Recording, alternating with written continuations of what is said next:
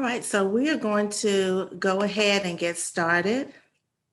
And I'll start by welcoming everyone to our discussion on sustaining safety, joy, and challenge for all students and including students with special needs. So we're going to center our discussion on students with special needs today. My name is Dina Ross. I'm an educational consultant and coach at Center for Responsive Schools. Prior to that, I taught for 26 years in Memphis area schools. And the last 11 years of my teaching took place in the inclusion classroom where I co-taught with a special education teacher. I also have two sons who were both identified by the state of Tennessee as exceptional children. One attended the gifted program and the other one has autism. So this topic is a very near and dear to my heart as a professional and as a mom. I'm going to ask our driver for this evening and my colleague Carrie O'Grady to introduce herself and then explain her role this evening. Hi, my name is Carrie O'Grady and I'm coming from Sterling, Virginia, and I'm a colleague of Dina's, but as a fellow responsive classroom consultant, and I do that full time. But before I did that, I taught in Fairfax County Public Schools for 15 years in a classroom that was inclusion. I was the regular ed partner, and I had several wonderful special ed partners, and I loved teaching in an inclusion classroom. And my role tonight is to be keeping an eye on that Q&A box. So you can see down at the bottom, you have a place where you can ask questions and I will answer them or look for resources to get back to you or to bring those questions to the panelists. Also, there's the chat feature. That would be a place to connect with other attendees, just making connections, thumbs up, and agreements. So I'm going to turn my camera off so you can focus in on those panelists and I can focus in on those Q&A chat box. Thank you, Carrie. Now I'd like to introduce our panel and have them say a few words about themselves and the various lenses they bring to this discussion. And so we'll start with Natasha Griffin.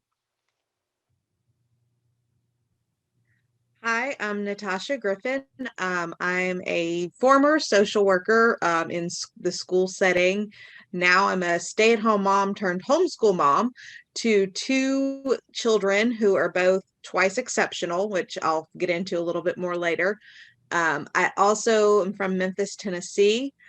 Dina actually taught one of my daughters a few years ago, and that is how I came to know Responsive Classroom. So I'm just going to kind of share a little bit of our experiences from the parent side and the kid side of kind of what this feels like and looks like. Glad you're here, Natasha. And so now let's hear from Kirsten Howard. Thank you.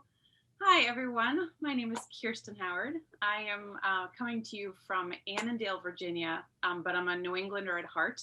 I was born and raised in Massachusetts, Maine, and Connecticut. But I've been living here in Virginia for 17 years now. So I still use wicked as a modifier, but I also say y'all. So I'm kind of a mix of all the best of both places. I have been a teacher for 20 years, and I've worn many different hats. I've been a special ed teacher in an inclusion environment. I've been a general ed teacher in an inclusion environment. I've been a reading resource teacher supporting in inclusionary environments. And so this, just like the other panelists, is really near and dear to my heart. I'm also a consulting teacher and trainer for the Center for Responsive Schools. I'm a mom of two kids. I have a kindergartner and a third grader. And I'm really excited to be here tonight with all of our panelists. Thank you. Thank you for being here, Kirsten. And now we'll have Nakana Molina introduce herself. Good evening, everyone. My name is Nakana Molina. I am currently serving as a PLC coach at a public school here in Memphis, Tennessee.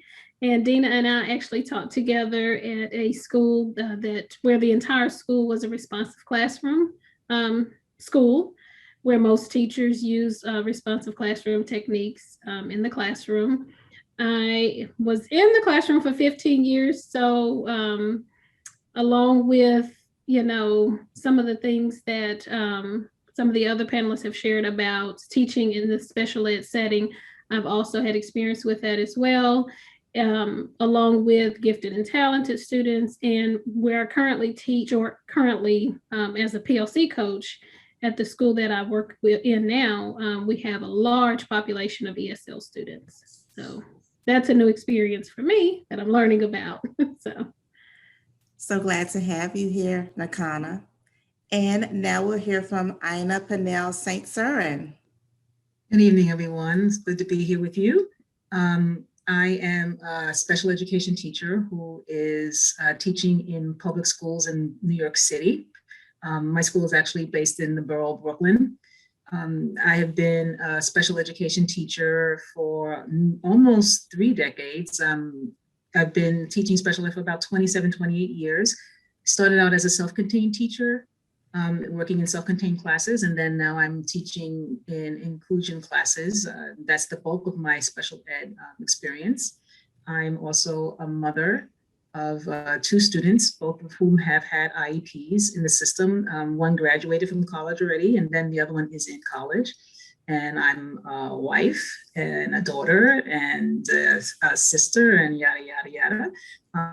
And very happy to be spending time with you all tonight to talk about inclusion and the importance of it in the responsive classroom approach. Thank you for being here, Aina, to add your voice to this important discussion as well. Thank you, everybody. This is going to be a discussion around things educators might consider in order to create a safe, joyful, and challenging environment for everyone, including students with special needs. And so as we transition into our discussion, I just want to ground us in a few statistics.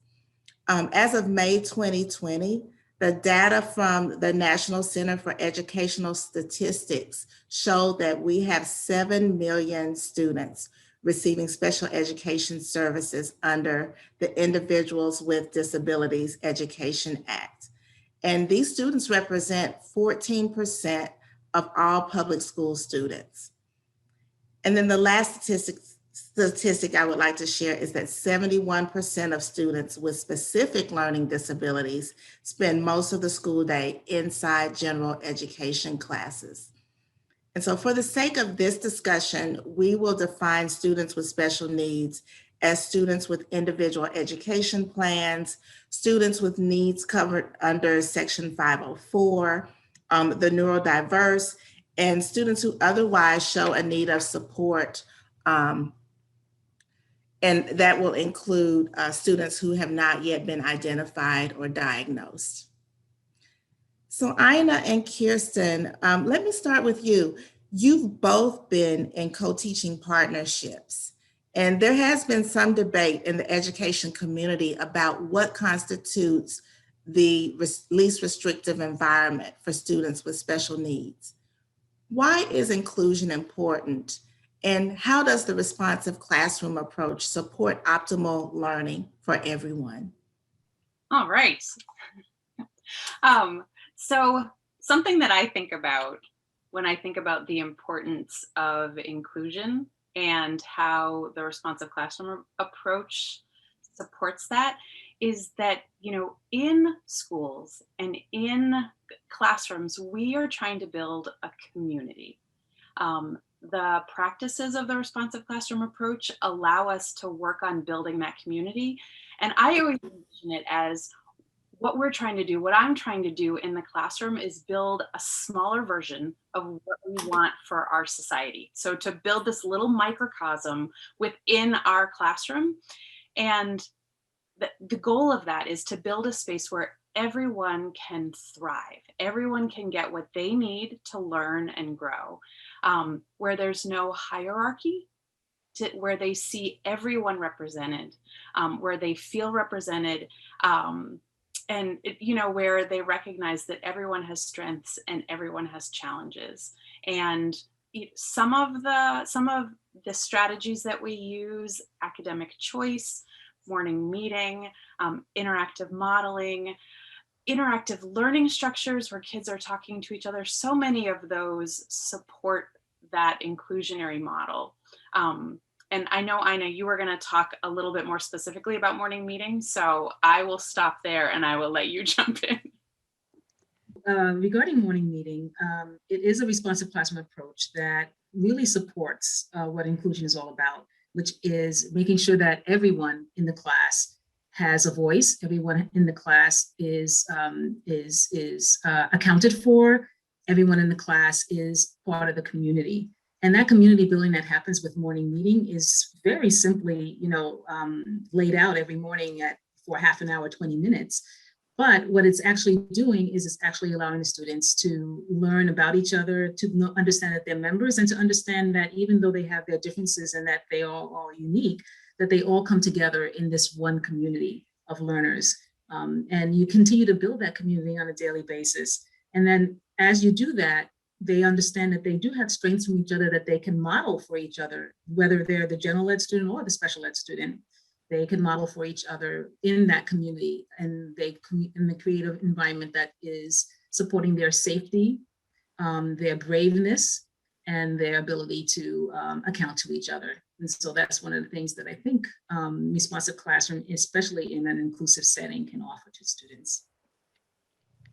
Thank you, Aina. That community building is so important. And also what Kirsten was talking about with students being engaged in ways that help them do their best learning. Thank you for sharing that.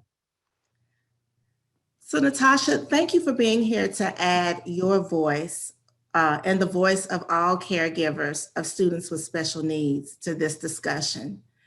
Your children are twice exceptional. Can you explain what that means, as well as share some of the hopes and fears that caregivers of students with special needs experience as they navigate schooling? So twice exceptional refers to children who are certified as gifted, whatever the state considers that, but also have a secondary disability that affects their learning. In the case of my children, they both have ADHD and anxiety diagnoses along with their gifted classification.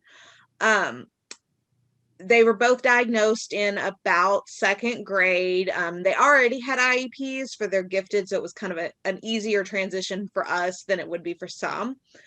The biggest fear that we have and that the kids have is, are they going to get what they need? Is the teacher going to see them? And I think this resonates for any special needs parent. Is the teacher going to see them for who they are, or are they going to see this diagnosis? And especially for twice exceptional children, I worry, well, are they going to try to put them in one box or the other? Is it they're gifted, so they shouldn't struggle? Or they have ADHD, but they're making straight A's, and you can't box them into one or the other. But the biggest thing is just the getting what they need, because these kids, especially, their reactions are going to be very different than what you would see with a neurotypical child.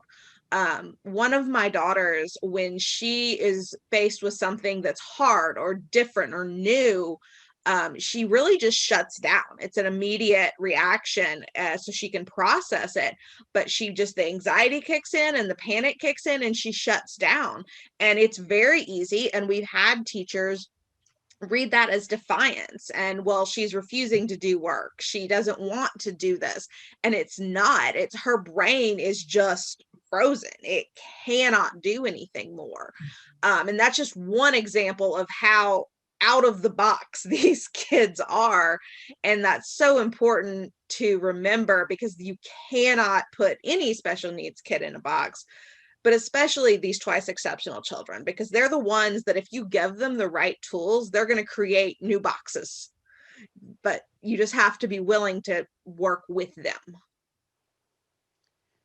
Thank you for sharing what teachers can do to support students and calm some of the fears of the family as they try to navigate their schooling.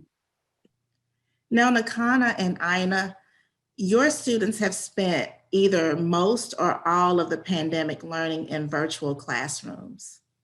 What impact has this had on the learning community, students' engagement and motivation, and what have you learned, specifically for students with special needs? So Nakana, go ahead. Okay, so I'll go first. What I've noticed more than anything is that motivation has really decreased in our students with special needs.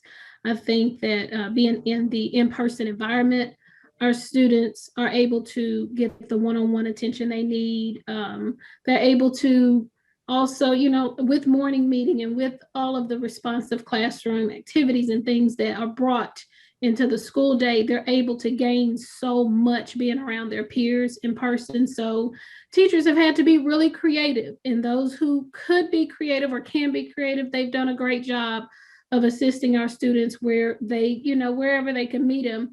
But it's definitely been a struggle for our students. I've noticed even some things with my own child where that level of motivation is not like it would usually be if they were in person. But then sometimes I've also noticed that some of the IEP goals are not being met like they would, if we were in person. So teachers have had to step back, regroup, and try to find ways to meet those IEP goals to try to make sure all of our students are successful, but especially our students with special needs. Yeah, and I want to add on that, it has been a large challenge for everyone involved, for the teachers, for the students, for the families, for the administrators, because this is such a novel learning environment. We've never experienced anything like this before, while we had a pandemic and health emergency alongside it. And so for me, I think that with all these challenges of having young children, get online and be virtual as if they were in high school and already knew all these skills, that it was really even more important for me to step up the social emotional learning that I was experiencing in our classroom, even more so than before. And so those responsive classroom practices like morning meeting and closing circle, and academic choice and interactive learning structures became even more important for me to find the way that they can access this in a virtual setting, that we kept building that community, that we kept becoming that place where children could feel comfortable enough to come to on a daily basis with the trauma that they are experiencing, which varied, from family to family. But everybody's been affected by this pandemic, and it really became important that I give myself grace, give my children grace, and that we wake up the next day and we go at it again, and we just try and continue to support each other through the whole process. And there have been a lot of changes that the students have been asked to go through and teachers have been asked to go through, and still will continue to be asked to go through as we make it our way through the end of this school year. And I think it's always important to remember that we have to really emphasize social emotional learning as a priority in classrooms right now. Yeah, thank you both for sharing those important points about the fact that we are in a pandemic, and we have to remember that as we engage students in learning. So Kirsten, you've been on both sides of the inclusion partnership, really on three sides, as the regular education teacher, as the special education teacher, and then in a position where you provided support. How have your own teacher beliefs impacted your success in all of these roles as you strive to build strong learning communities and close achievement gaps? Thank you for asking.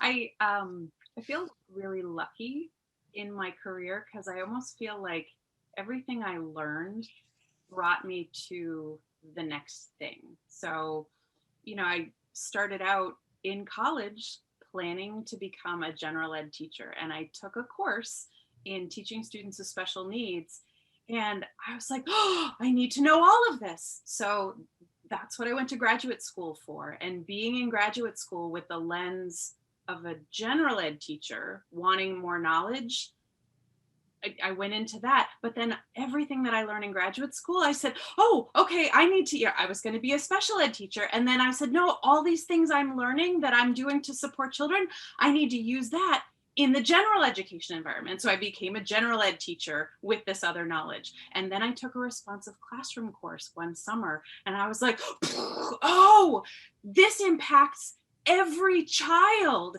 And so then I switched and I became a special ed teacher, pulling that in. And then we moved to Virginia and I became a general ed teacher again. And I say that because I think as teachers, what we learn drives how we support our students. And there is so much similarity and crossover in the special ed and in the general ed world. And the practices that we use to support children with IEPs are some of the very same practices we use to support children in the general population.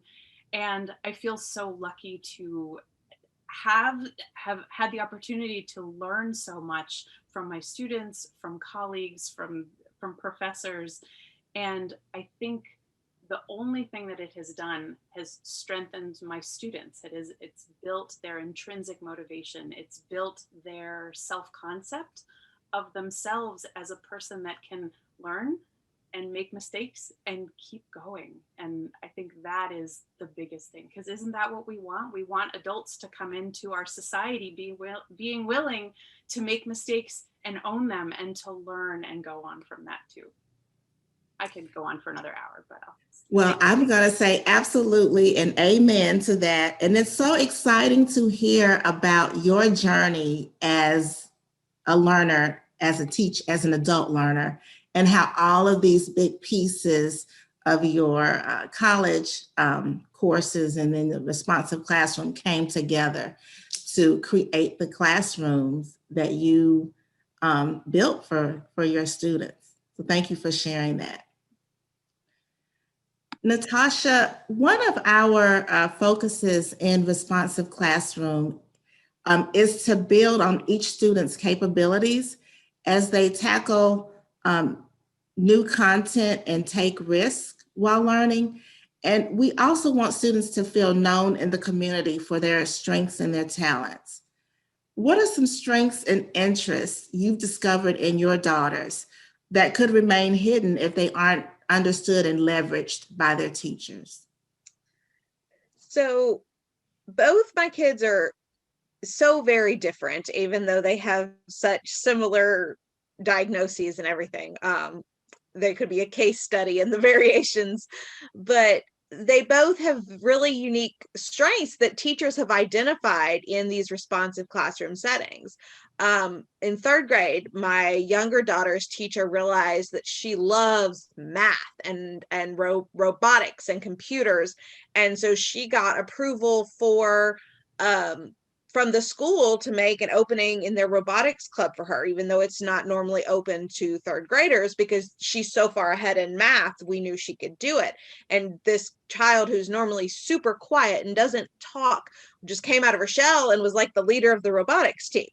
And then my other child, who's my super social kid, she's always struggled in group situations. And a lot of that is because she worries so much about getting things right. And especially if she knows it's for a grade, she has a lot of trouble putting her faith in other people when her grade is the one on the line.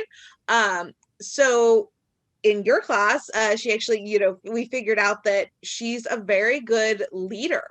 And instead of putting her where she's at odds with these other students, if you can kind of pair her up with ones that need an extra push and a little motivation, and they need someone who wants to take control, give her responsibilities, put her in charge, and she can thrive in that group setting. And she just kind of comes alive, and she is such a leader now. She's constantly wanting to get involved in petitions, and she was very annoyed at me. I wouldn't let her go to the Black Lives Matter protests, and she's got that fire in her now to be a leader.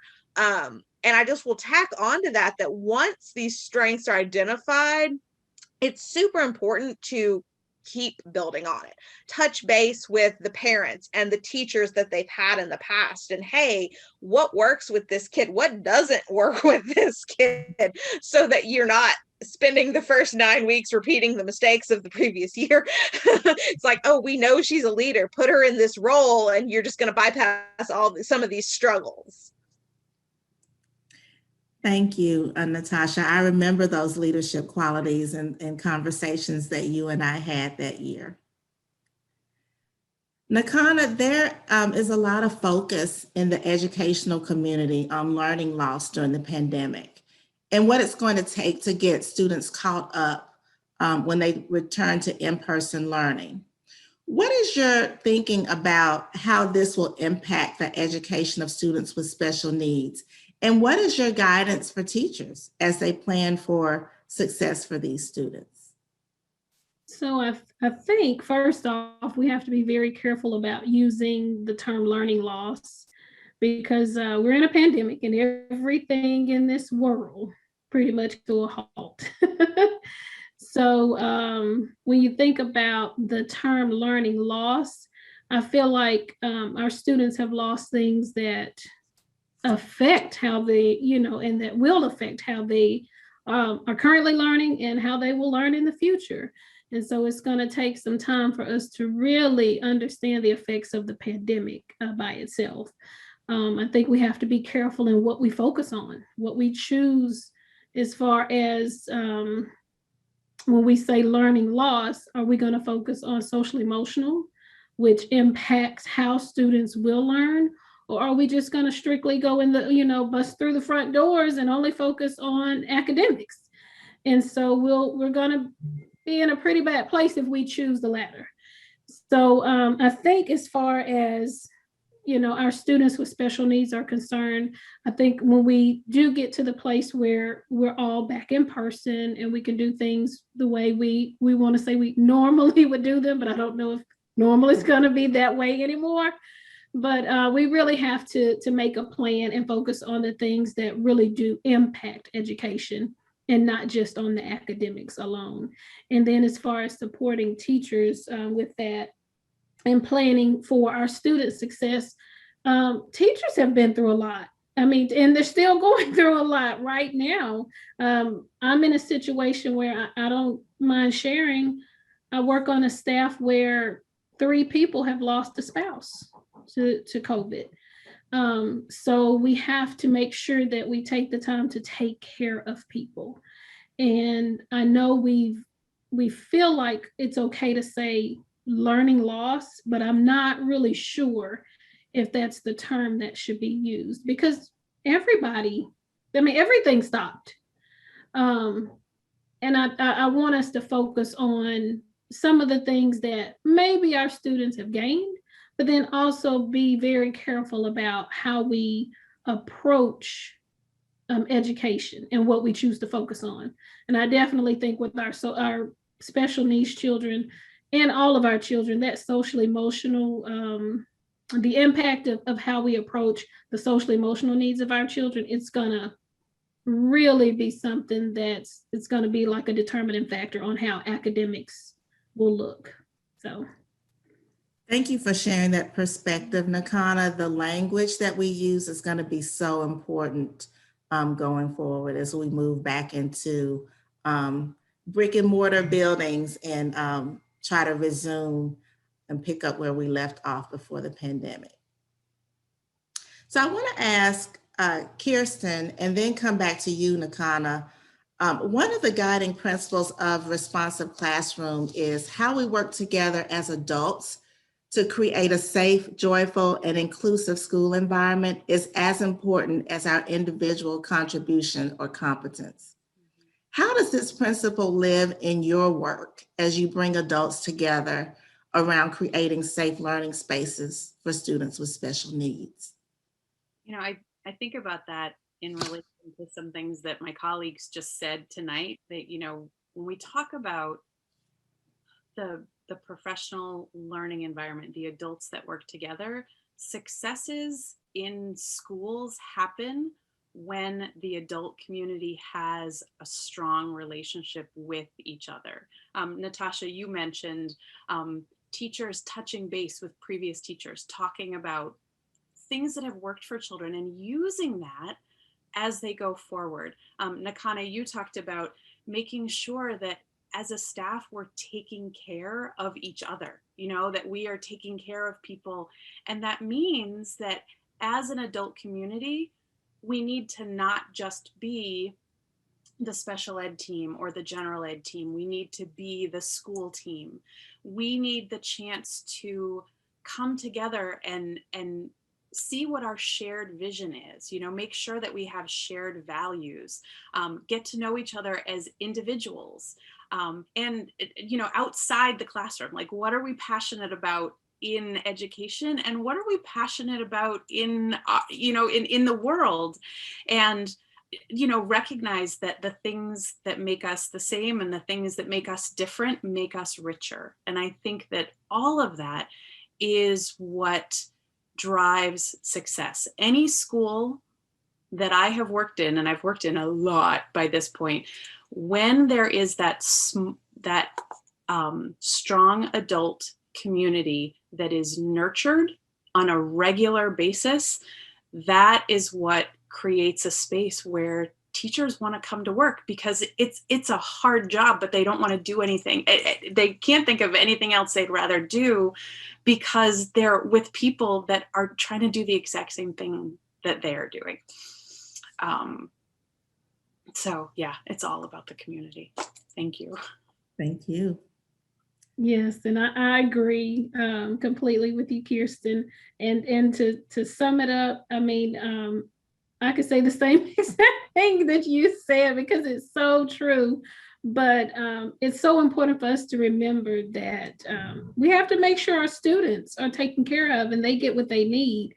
And guess who it starts with? The adults. It starts with the adults. If we want our students to get what they need and to be taken care of, we have to make sure we find time to nurture those relationships with the adults in our building, and make sure they're taken care of as well. So I'm going to keep it that short and simple, because Kirsten pretty much summed it up. Well, thank you both. Natasha, we are coming to the point in the year where exhaustion is starting to set in for students and families. What does that look like for you? And what are some ways that you encourage your children? What can educators understand, and how can we support students with special needs during this time of the year? Well, one thing, and this to answer your question, but also just to touch on what Nakana and Kirsten were saying, that sense of community, the parents can feel that, like if the school has that or it doesn't. But I also so encourage you to try to build that same sense of community with the parents, because it is so easy to feel isolated, to feel alone, especially if you're going into these meetings. And I've been in these where it's you, the principal, and the teacher is afraid to say anything because the principal's there and you're the only one fighting for your kid. And it can feel so isolating. And my kids haven't been in public school for over a year now, and I still have some post-traumatic responses from some of the struggles we had. So don't leave the parents out when you're building that sense of community, because the more information and the more support you have for the kids and for your classroom, the better. And that goes into the end of the year. I know I've loved going into, at the end of the year, the fun stuff. In some classes, that's the first time that I was invited into the classroom, unfortunately. Other classes, it was, frequent. But the end of the year is hard. It's hard for everybody. When my kids were in public school, this was just the most stressful time of the year. They know those tests are coming. They know they're important. You can dress them up as much as you want. They're still stressful for everybody. My younger daughter, she was in 3rd grade last year. I mean, was daily coming home in tears this time of year, just because there was this stress of this test hanging over her head. So I encourage the teachers to don't be afraid to change it up. Don't be afraid to say, okay, obviously we're as ready as we're gonna be. These last few days of cramming aren't gonna make a difference. Let's bring some joy back into the classroom. Let's do something fun. I'm homeschooling now, and yeah, we're still tired. We don't have the state test hanging over our head, but we're still tired. Today was a battle to get stuff done because they're just wiped. So we've changed things up. I said, okay, we need to really work on math. And then we found this really fun bird study, and we're just going to finish the year with that. And they're getting what they need, but they're also getting more time out in nature with the weather we're having. And it's a little less stressful and a little less structured and a little more fun. And I just encourage all the teachers to don't be afraid to think outside of the box, to just change it up a little bit. And it might be the push that we all need to get through that last little bit of the school year. Thank you, Natasha. And those studies at the end of the year, and that's those times where we do project-based learning and give students an opportunity to research and build and use their hands and write and give reports about whatever it is they learned. Those are the times that they remember. And when they write about at the end of the year about what they like the most, those are the times that they usually describe. And so much great, powerful learning comes out of that. So thank you. That was an important reminder of that. Aina, will you share with us some ways that you sustain engagement and community for your diverse group of students at the end of the year? And then if you don't mind, also just talk a little bit about the importance of self-care for educators. Okay, thank you. And I want to thank the panelists for preparing the way for me to go straight down this road of what it is that is important to do, I feel, for my students as they reach the end of the school year. I do want to talk about that building community again, and that's how important that is. And as Natasha was saying, having the parents become part of that community is also really important to me.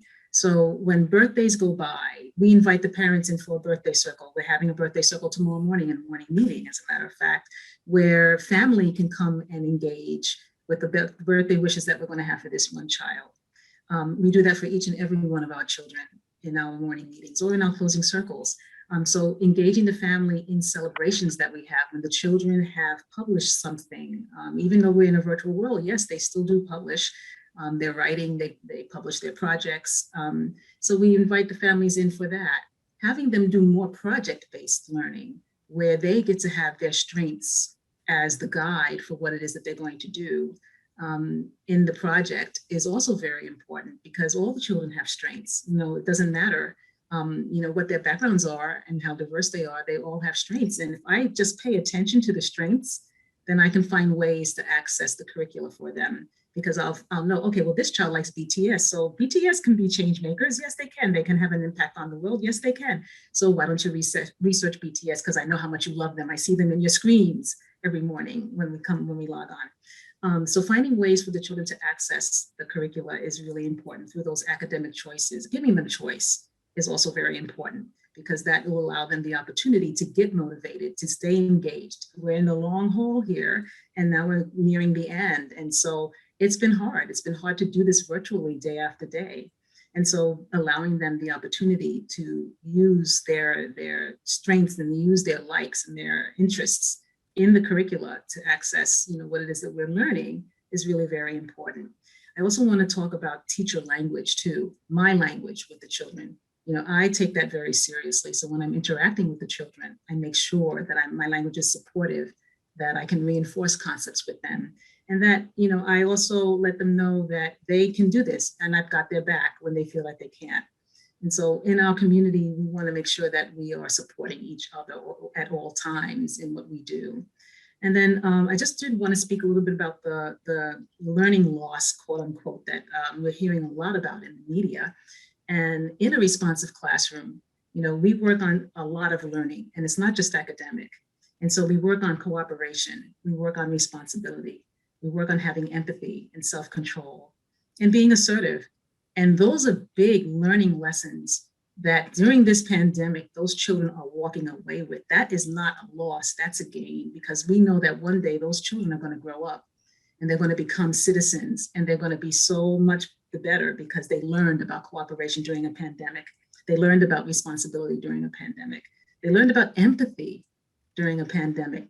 This is a year anniversary for many of the families who have suffered losses. You know, it's April a year later, and many of them are having a lot of difficulty. It's a difficult time for some of the students in my own classroom who are trying to, you know, cope and deal with a whole year that has gone by where they might not have been able to say goodbye to their relative because, you know, they couldn't, you know, they had to keep their distance. And so, you know, having an empathic community, knowing that the children are going to be there for each other, no matter what, is really going to take us all the way through to the end of the school year, knowing that we were always there for each other, and that it's going to be hard to say goodbye. It's going to be very teary, I think, because we know that we built that community that was really important to sustain us through the learning process. I remember when I took my first responsive classroom course, one of the things that always resonated in my mind, my consulting, not my consulting teacher was Patrick Shaw, and he said, he doesn't care that no matter what, if a child does not feel safe, they're not going to learn. And that is the importance. I've always kept that with me. And I always thank Patrick for having instilled that little message in me.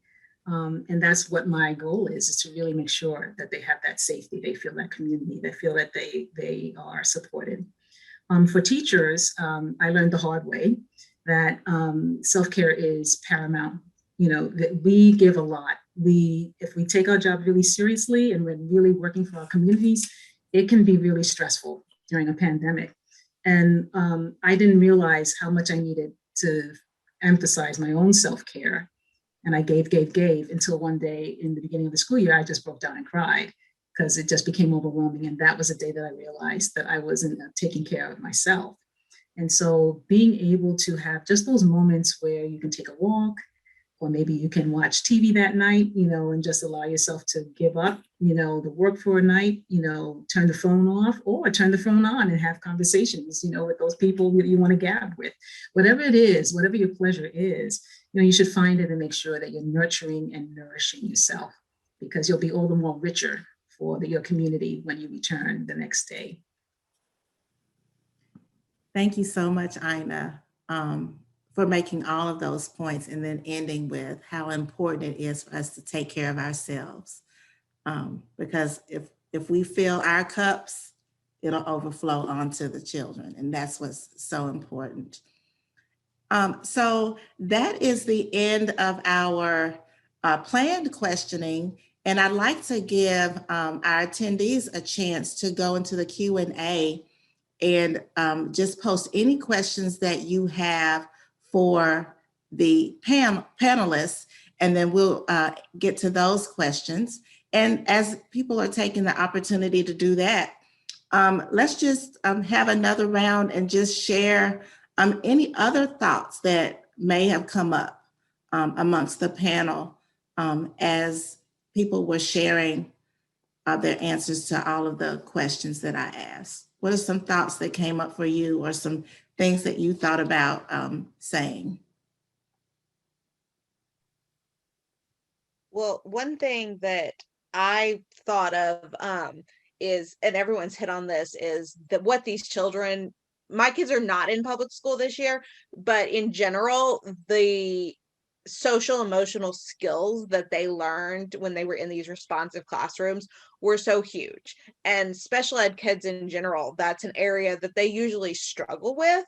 And it's not something that's taught, you know, it's not part of the typical curriculum. So providing them these opportunities, it's huge for the kids, for the parents. The parents appreciate it, but the kids remember it. My now 11-year-old just randomly said the other day, you know, how much she did not like public school. She said, except for these two teachers that she named. and they made an impact on her. And these were the two teachers that used responsive classroom, that focused on that connection building and that social emotional part.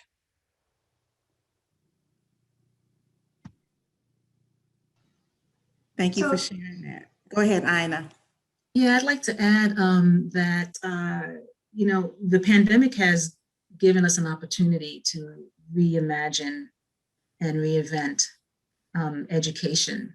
And the things that we are, adding and are focusing on, like social emotional learning, is a big time opportunity to make sure that we go forward into education, into the future of education, making sure that that is in every classroom, that is part of the learning of every classroom. And I think that that's just one example of one of the things that, we can reimagine for ourselves. But I think that, if we are keeping our eyes and our ears open, that'll allow us an opportunity as we start to think about the way education is going to look, that we make sure that that's also front and center in all classrooms. Ina, another question for you that's coming up in the chat feature is they would love to hear a little bit more about your birthday circle. And another question that came up is, how are you managing that now in the time of social distancing too? How am I managing the birthday circle? Yeah. Okay. So we would get on a call together, just like we are now. And we would announce that it's, so-and-so's birthday. And we want to go around in a particular order. We'll start with a particular child and we'll just keep naming the children as we go on. And we ask them to mention a wish for that child and something that they like or they enjoy about that child. And we'll just go down our roster, we'll name each child, and they'll say things, happy birthday, so-and-so. I hope you have a really wonderful birthday. I hope you get a lot of cake. I hope you get all the presents you want. I hope you get all the V-Bucks. V-Bucks? Like V-Bucks, I know that has to do with video games, that you could ever want. And one of the things that I like about you is blank.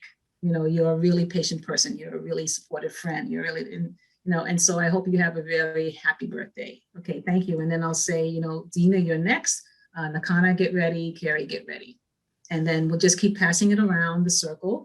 And then we allow any family members who are there to have their opportunity to also talk about their child. And that by then, families who are watching the birthday circle happen get the idea of what it's about.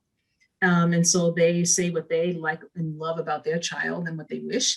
And then we allow the child who's celebrating their birthday to speak back to the community. And usually they have some thanks, or they talk about how much they love being in the community or whatever. And some children have even cried at their birthday circles because they just, it's just wonderful to hear, such positive affirmations about yourself. And we do this, like I said, for every single child in the class, even the ones who have the summer birthdays, they'll be getting them in June.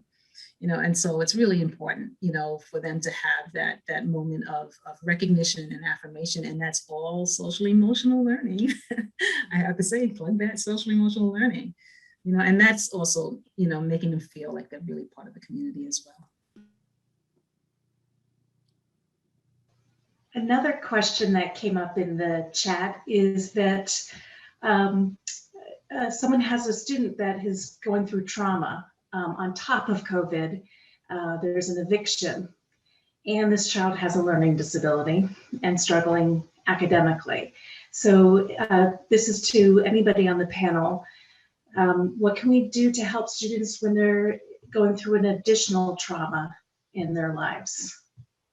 Well, so I'll echo something that Ina said that she learned from Patrick Shaw, is that if a child is not feeling safe, then they're not going to be ready to learn. So when a child is facing trauma, our job is to be that safe space, and everything else is secondary. So the relationship becomes job one. Checking in on them, watching them, setting a routine where maybe it's writing time. Okay, check it. How you doing today? How is it going? Like, how much can you get done today? What can you get done today? Is today a drawing day? Is today a writing day? But be that safe space so that they can just fall apart as needed, hold it together as needed, but you're the place where they feel safe so that then they can be there and then move forward. Like when they have that sense of safety, then they'll be able to keep going. So that's a long short answer. And thanks for saying that, Kirsten, because I want to add on to that too. That is very important. And if the child is going through the trauma, there's a good possibility that the family is going through the trauma as well. And so that's, I think, an opportunity also when we get to go to our community, our school community, and find out who's going to be available to help the parents, because as Natasha was saying, it's really that they're part of the relationship too. And so, maybe it's a social worker at the school that needs to reach out to the family to see if there's anything that the school can do. Maybe the principal will be one of the person to do that. And to also, like Kirsten was saying, to give the child grace, and know that maybe they need some choices now, and maybe this is just a little bit too hard for them, but that they have, the support and the love of the school community to help get them through whatever it is, the trauma is that they're going through. So I think that those are some important things. And also one thing that I realized, because there was a child in my class who went through a really bad trauma, and she's just really coming out of it now, is that I also know that there's sometimes maybe a school aide, or there might be another teacher who has a really special relationship because that teacher has been there for the child throughout their career in that school. And I reached out to the parent in my class and I just asked her, is it okay if I ask so-and-so to check in with that child, because they had a special relationship. I heard the child describe it when they wrote their personal narrative, how so-and-so and them played, touch football, one day, and it was the big game day. And I'm like, I'm going to go to so-and-so and I'm going to ask him if he'll be willing to have a conversation with that child. And then I also asked the parent, and they both said yes, and they had that conversation. So there was a way that somebody else in the community could support the child that I didn't have that relationship with in order to do that. And so there's also, a bigger community that, you can also go to for support as well. Aina, that just also made me think of, something that we talked about a little bit earlier in the panel, is when the adult community has that stronger relationship and nurtures those relationships with each other, then the adults feel comfortable, connecting with other adults in the community to find support for children and to rally support for themselves as needed. Like you get to, as teachers, we sometimes get to places where we think, I'm not sure where to go next. But when you take the time to nurture that adult community, then you're not on a tightrope without a net, because you've got your net below you, you've got all these people cheering for you. So that made me think of something else we talked about. Carrie, I think we have time for one more question, if we have one. If not, we can move on to the closing. Looking at the chat feature, it looks like we have covered the questions that have come in. Well, what a conversation we have had tonight. I really appreciate Natasha, Nakana, Aina, Kirsten, all of you for bringing many perspectives into this space. And thank you, Carrie, for driving for us tonight and responding to the questions in real time, as well as conducting the question and answer session. And thank you for everyone, to everyone in attendance for joining us. And so for the last thing I want to do is just share an event that's coming up Sunday, where we will continue this conversation with our SEL SIP Twitter chat. I'll be the guest moderator, and we will just continue talking about this topic, sustaining safety, joy, and challenge for all students, and just talking about how we can continue to help our students with special needs thrive in our classrooms. Thank you so much for attending tonight, and everyone have a great evening.